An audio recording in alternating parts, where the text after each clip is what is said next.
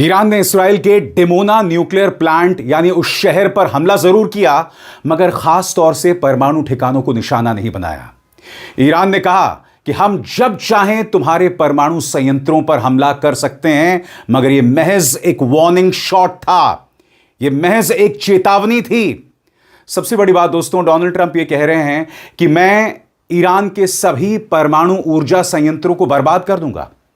हालांकि ईरान ने इसका जवाब दिया है और कहा है कि ऐसा करने की गुस्ताखी मत करना, वरना इस पूरे इलाके में जितने भी अमेरिकी इंटरेस्ट हैं, जितने भी इजरायली डीसैलिनेशन प्लांट्स हैं, हम सबको बर्बाद कर देंगे। मगर आप जानते हैं, ये जो धमकी डोनाल्ड ट्रंप ने दी है, उसके पीछे उनकी हार छिपी हुई है। क्योंकि डोनाल्ड ट्रंप ये भी नहीं जानते कि ईरान के ऊर्जा संयंत्रों को, एनर्जी प्लांट्स को बर्बाद करना नामुमकिन है। क्यों?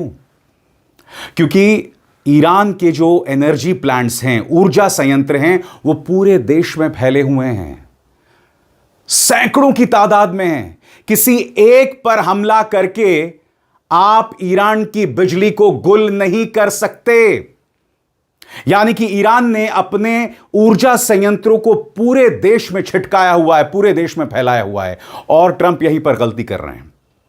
और इसी से जुड़ा है आज का मेरा शो, ईरान का मोज़ेक सिक्योरिटी डॉक्ट्रिन।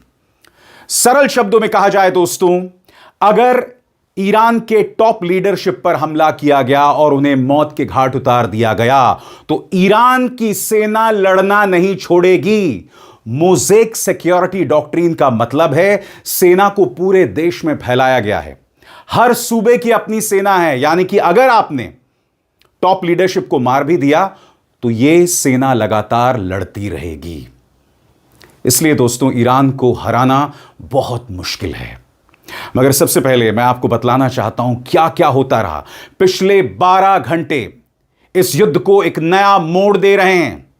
जिस तरह से डिमोना शहर में हमला किया गया, जहां परमाणु संयंत्र हैं, और ईरान ने कहा हम चाहते तो आपके न्यूक्लियर प्लांट्स पर हमला कर सकते थे, मगर हमने नहीं किया।